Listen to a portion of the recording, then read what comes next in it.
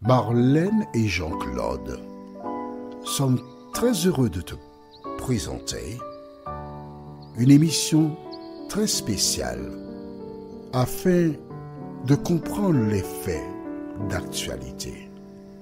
Merci pour ta fidélité. C'est toujours avec joie que je te retrouve afin qu'ensemble nous soyons en mesure d'approfondir ce thème, connaître Dieu. Nous avons 3 références bibliques. La première, c'est Jean chapitre 14, le verset 16. Jean 14, verset 16. Puis Jean 14, versets 25 et 26. Jean 14, verset 16. Et Jean 14, versets 25 et 26. Et la troisième référence est Éphésiens 4, le verset 30. Éphésiens 4, le verset 30. Les bons élèves ont certainement remarqué que les 2 références de Jean 14, verset 16 et 25, 26, nous avons eu l'occasion de les étudier précédemment. Mais afin de comprendre Éphésiens 4, verset 30, nous sommes bel et bien obligés de revenir sur Jean 14, verset 16. Avant d'aborder le thème qui est le scellement, invoquons la présence du Saint-Esprit. Justement, prions. C'est le cœur rempli de joie que nous venons vers toi. Toi, le consolateur, qui intervient afin de nous conduire dans toute la vérité. Merci une fois de plus de nous visiter et de nous aider à comprendre ce que nous lisons, nous t'en prions. Au nom de Jésus et pour ta gloire éternelle. Amen. Pour celles et ceux qui viennent seulement de découvrir ce lien, je rappelle que nous étudions le thème « Connaître Dieu ». La première étude que nous avons déjà abordée, c'est quoi? Le consolateur. Et dans Ésaïe chapitre 51 au verset 12, Dieu dit « C'est moi qui vous console ». Donc, le consolateur, c'est Dieu ou encore l'Éternel. Est-ce que c'est clair pour toi? C'est important que tu comprennes cela. Revois la référence dans Ésaïe 51, verset 12. Dieu dit, c'est moi qui vous console. Nous sommes dans l'Ancien Testament. Et les enfants d'Israël, les lecteurs de la Bible savent que le consolateur, c'est l'Éternel. Quel que soit le problème que tu rencontres, Jésus, Dieu, c'est le consolateur. Plus tard, nous arrivons dans le Nouveau Testament. Jésus s'apprête à laisser la terre pour rejoindre le ciel. Et il fait une déclaration que nous trouvons dans le livre de Jean, chapitre 14, et nous cherchons le verset 16. Que dit Jésus? Et moi, je prierai le Père, et il vous donnera un autre consolateur. Attention, rappelle-toi, dans Isaïe 51, verset 12, la Bible déclare que c'est Dieu qui console. On est d'accord? Le consolateur. Jésus s'apprête à partir et il dit, il demande au Père d'envoyer un autre consolateur. En disant un autre consolateur, il sous-entend que lui, Jésus, est un consolateur. Et ce consolateur est sur le point de partir. Et il dit au Père, il faut envoyer un autre consolateur. Et j'ai utilisé cette métaphore, à savoir, il y a dans les départements français, que ce soit dans l'Hexagone ou dans les Antilles, un préfet. Quand il achève sa mission après 3 années, il est déplacé vers un autre département. Il est remplacé par qui? Par un autre quoi? Préfet. Donc, Jésus dit qu'il y a un autre consolateur qui viendra. Quel est ce consolateur? Quelle est sa mission? Pourquoi est-il venu? Lisons versets 25 et 26. C'est toujours Jésus qui parle. Ce n'est pas un homme, mais Jésus qui dit. Je vous ai dit ces choses pendant que je demeure avec vous. Mais le consolateur,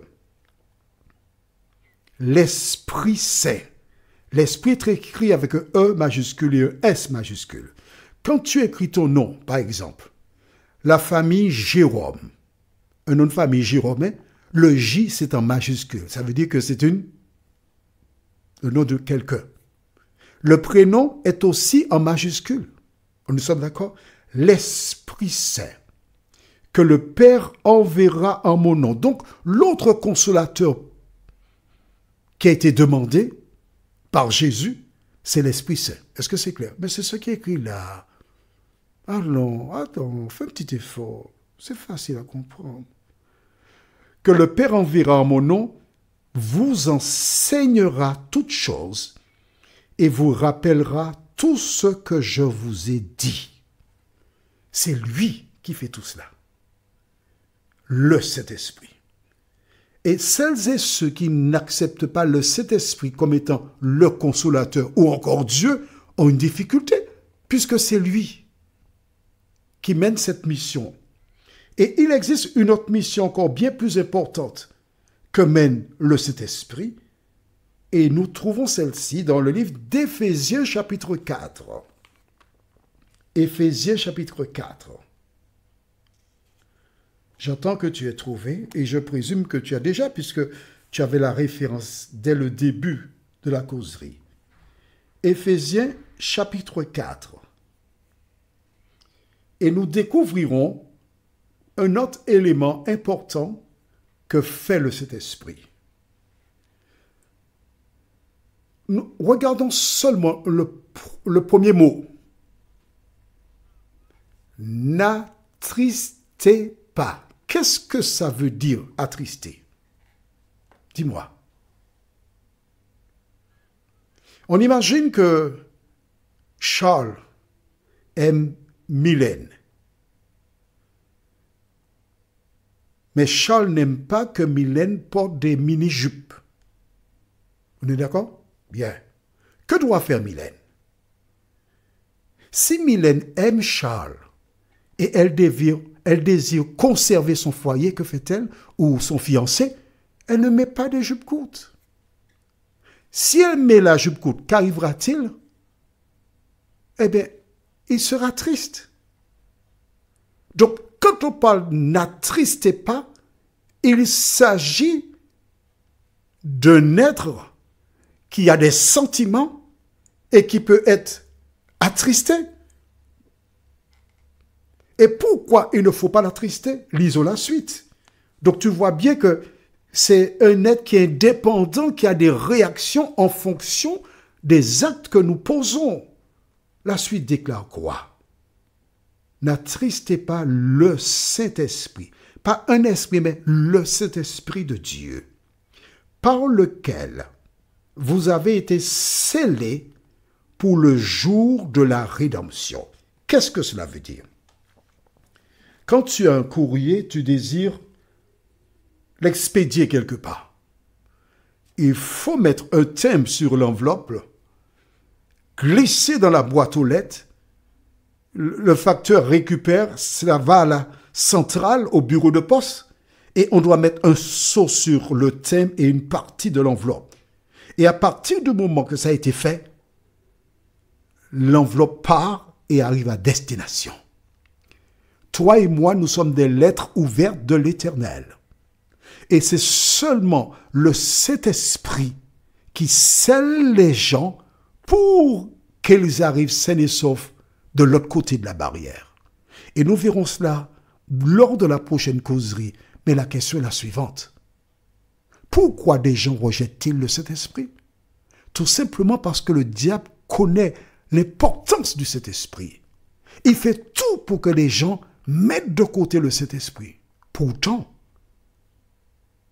ces personnes seront perdues sans le Saint-Esprit.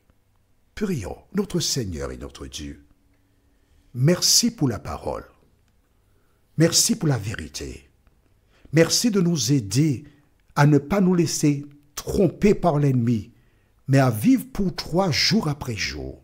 Cet esprit, permet que tes enfants retournent dans la lecture, l'étude, et écoutent à nouveau cette causerie.